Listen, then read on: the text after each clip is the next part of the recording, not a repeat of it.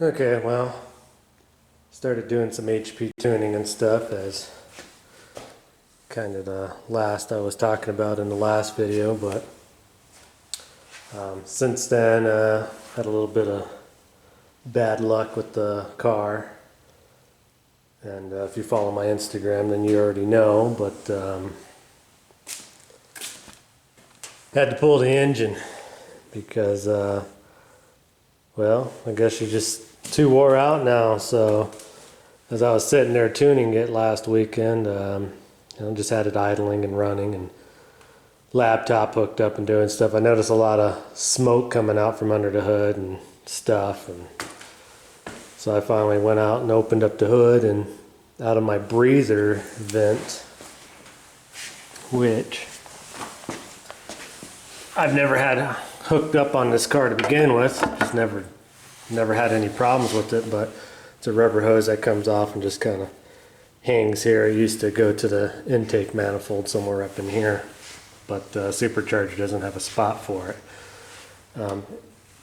Anyway, so I was sitting there letting it idle and smoke, all that, opened the hood, and smoke was just pouring out of this. And there was oil getting all over everything. There's actually some residual oil there where it was just kind of blowing out everywhere. And I stuck my finger over it and just straight up compression just coming through. So I knew we had some problems there. So I shut the car down, let it sit for a while, and did a compression test check on the passenger side head, because this is the side where it blew the O-rings out of the injectors, which, like I said, those are old crunchy O-rings, and that's why they got blown out in the first place. So I thought maybe there was something going on this side of the engine.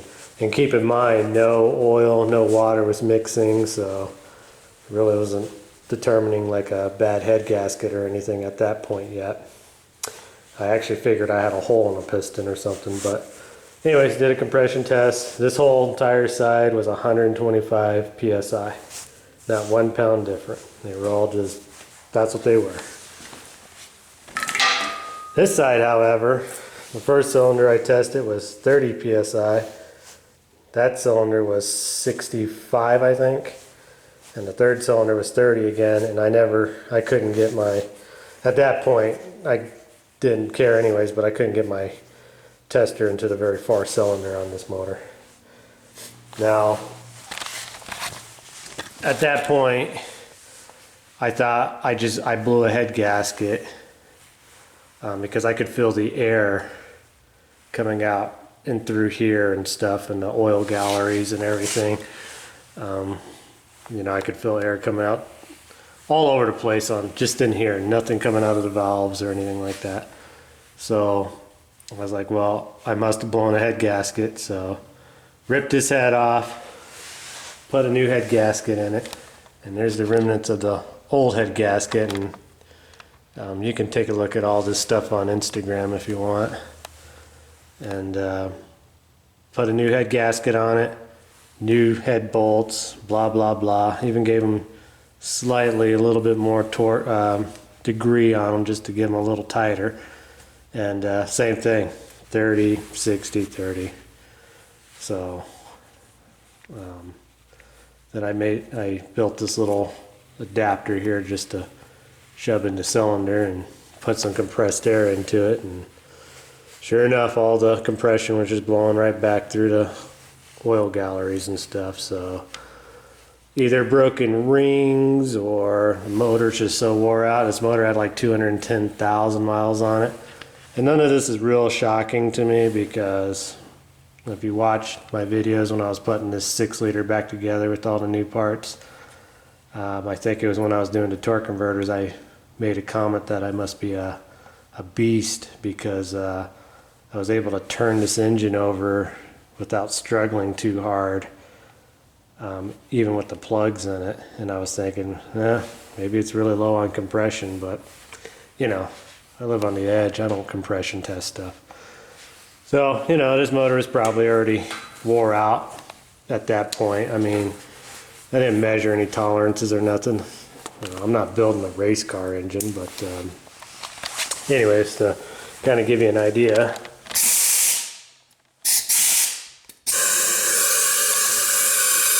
All that air you hear is just coming out right in here.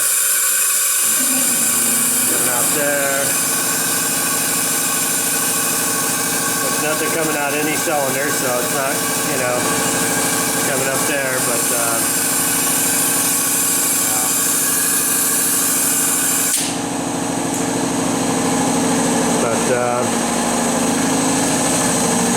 turn off the air compressor. But anyways, all that noise you're hearing is just blowing past the piston, past the rings, past whatever. And so, you know, it just wore out tolerances, unfortunately. So if I take this out here, and let's just put it in, I don't know, we'll put it in piston 1 on this side. And I don't know if this is actually cylinder 1, this might be cylinder, I don't know, 2, 4. I don't know what the firing order is on these. I used to remember the old small block Chevys and AMC firing orders, but I probably couldn't tell you those anymore either.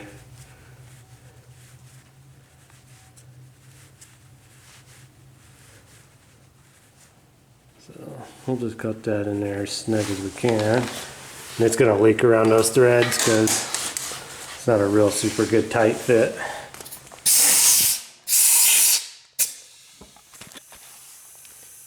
There you go. This has a slight bit of blow by, but nothing like that other side. And no, none of it's coming out of the valves or anything like that.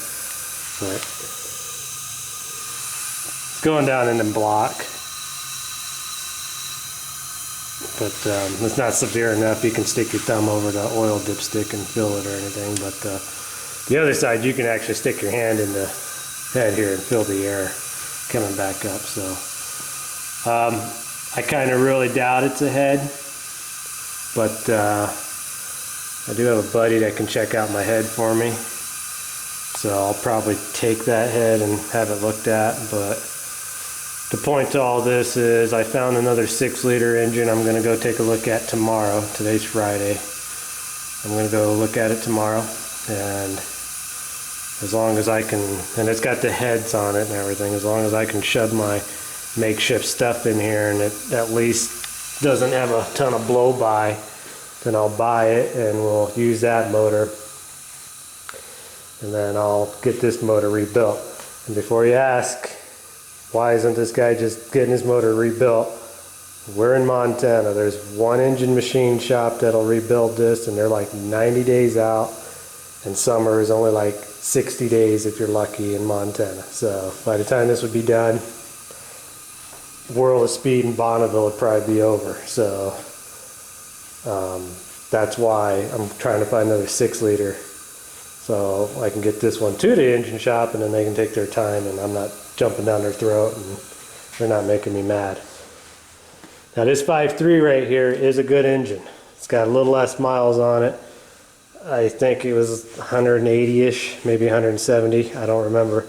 I did pull the plugs on it and jam compressed air in it, and this motor has 0 leak. I mean, there's 0 blow by on any of these cylinders on this engine. So I do know that is a good engine. However, I don't want to use a 5.3.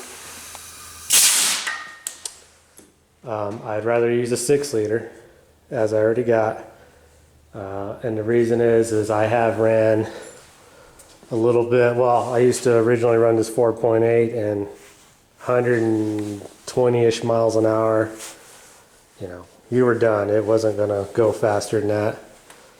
And it's funny, these 5.3s, they mark them as just a 4.8 5.3. Not very much difference in it. I imagine it's not gonna do much better on top end. And I know you can probably port it and do all kinds of crazy crap to make it run better, but I don't have that kind of time, and like I said, there's not really a machine shop available to do that kind of stuff around here. So that's the other reason that you see all this stuff just kind of thrown together because I don't really have too many choices around here to do anything.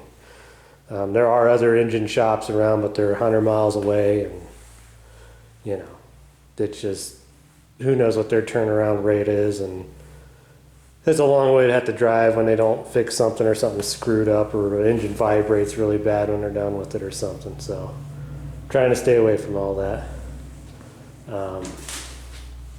But anyway, so that's the scoop on this engine. I do have to tear it completely kind of apart. I got to get my oil pan off of it, my pickup tube, probably that pulley maybe. I do got to drill. I probably won't reuse that pulley. I'll probably just, hopefully the new 6-liter has a good pulley on it. I do got to pin that, drill and pin it for the supercharger.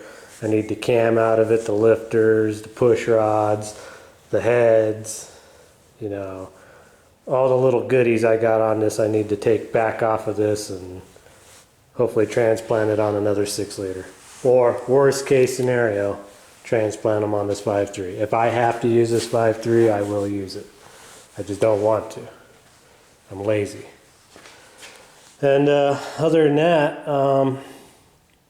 you know, I figured it out last night. I wasn't in a real big hurry to pull all this stuff, but even just working on my own leisure time, it took me 2.5 hours to pull this engine out. And that was with supercharger, hood, bumper, everything. So it's really not that hard to pull this motor. It's actually really easy. My opinion, it's slightly easier to pull this motor than it was an AMC engine, because I always had troubles getting the bell housings and stuff apart on those. But this one here just pops out and slings right over the engine cradle and comes right out the top, no problem. So, and then all my fancy wire work I did was super easy. I just unplugged everything and threw the wiring harness off to the side, moved all my fuel lines to the side, left my headers built in there, just left them all attached and stuck the power steering there and just unhooked the motor mounts and yanked it out. It's easy as that. So somebody did ask me again, even though I have videos of putting it in and taking it out, how hard is it to pull it out? Well, it's not very hard. I mean, it's just me, and I usually don't have any problems doing it. So and I guess kind of the last quick thing is, you've heard me probably complain about the El Camino and how bad it wanders on the road. Well, that drag link was bad, so I put a new drag link on it and a new idle arm and repacked the wheel bearings on it, and now it drives as straight as an arrow. So that's what we're going to be taking tomorrow. We got to go about 150 miles to go look at the 6-liter in the morning. So we're going to take the El Camino. And if everything works out good, I will be back putting another motor together. I already got head gaskets, stud bolts. Got everything I kind of need already, and get the car back on the road once again. And like I said, 99% chance that the cylinders are already that wore out and it was already having this problem, and I just never knew.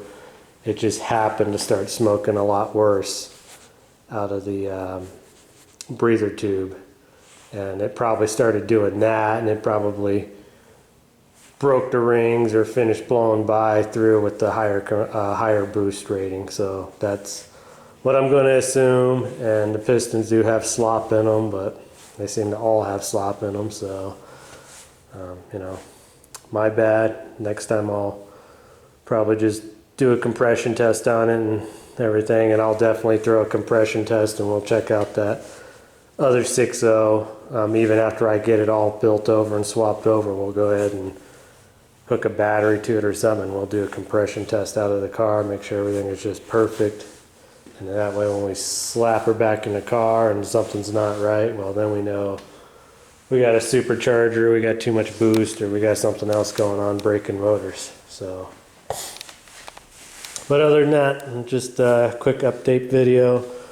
I'll probably do a little videotaping tomorrow on the road trip and some of that. It's supposed to be kind of rainy and crummy out, but it's supposed to be warm. It's supposed to be almost 65, 70 tomorrow. So Nice weather is starting to move in, so I'd like to get the AMX going. This time last year it was still snowing, so it's probably going to be a decent summer, and that'll be kind of nice. But all right, well, we'll get you another video out this weekend, and I'm going to try to go for 2 videos this weekend. And if you want to stay updated on pictures and a little bit more updated than waiting for me to make videos on this stuff, I post, sometimes I post daily on Instagram, and sometimes I post a few times on Instagram, but I usually am posting on what I'm generally making a video on, or what I'm going to be making a video on. So you can check that out. I'll leave the Instagram down in the description, but it's the same as my YouTube channel. Pretty easy to find. So, all right, thanks for watching, and hopefully in the next episode we'll have good news and we'll have another engine.